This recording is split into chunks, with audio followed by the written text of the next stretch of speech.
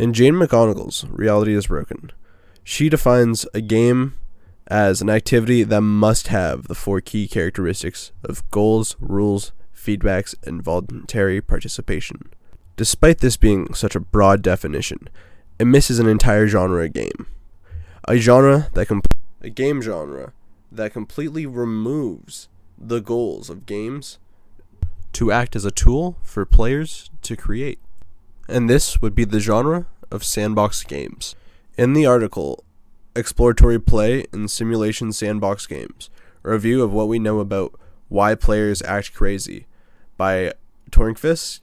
Tornqvist describes sandbox games as games composed of complex systems that exhibit emergent gameplay and offer vast possibility space, are highly responsive to player input, offer players choice of how to achieve their goals, and offer choice of what those goals should be. So ultimately, the appeal of sandbox games are the exploratory play that gives players the power to create and achieve their own goals, with popular examples including Minecraft and No Man's Sky. In this video, I'll explain the importance of sandbox games as a genre, and more specifically highlight Garry's Mod's importance in gaming history. The best way to show the creativity that I've been talking so much about is to just generate a new world. At first glance, there isn't much to the game.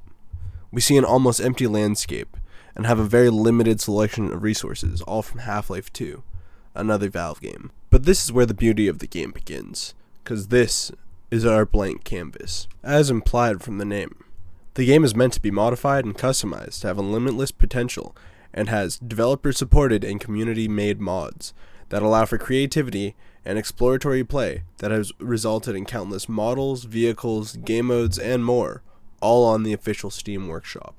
All of these combine to create exploratory play. But what is exploratory play? Tornqvist defines exploratory play as an activity that is intrinsically motivated, driven by curiosity and competence, and is enjoyable, voluntary, and involves attending to the informal feedback produced by impulsively manipulating the subjects of interest in a systematic but not routine, non-repeating sequence of new and different manipulations in the absence of any well-defined ultimate goal for the activity. This concept is led by curiosity and creativity, which fits perfect into the creative power gmod has to offer and is important to growth. In the article, Toward Defining and Assessing Creativity in Sandbox Games, Rahimi explains that creativity is an essential building block in life, and it's quite difficult to find an accessible medium that supports creativity without tireless dedication to truly express oneself. Sandbox games allow for this creativity to be expressed towards its fullest without a barrier of entry, that is, hours of dedication. Just some random examples of what this creativity can achieve. You can have a gang war between rival factions of knockoff Kirby's, a lightsaber duel between Kermit the Frog and Garfield, or even be terrorized by a poorly drawn Sonic the Hedgehog. No other games offer as much freedom as Garry's Mod has to offer.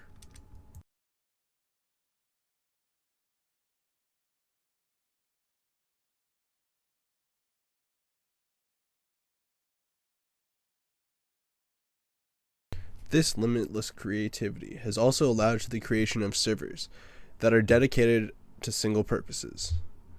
This could be a single game mode, like Gmod or Death Run, or role-playing servers that are, for example, dedicated to historical periods of time, or set in fictional universes, like My Little Pony or Harry Potter. These servers have formed connections and communities over the almost 2 decades that Garry's Mod has been published. In the study, Children's Out-of-School Learning in Digital Communities, Wernholm explains that social learning has always taken place outside of school, in environments like playgrounds, with kids on the block, or going to play, but now children have shifted into having these social learning opportunities take place in online environments rather than the playground.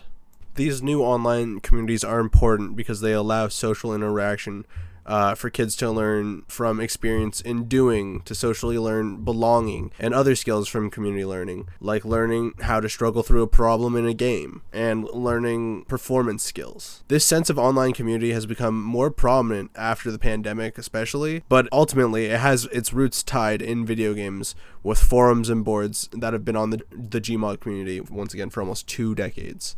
My final point to show the importance of Garry's Mod is the cultural impact that the game has. Within Garry's Mod, Valve has included an animation software called Source Filmmaker.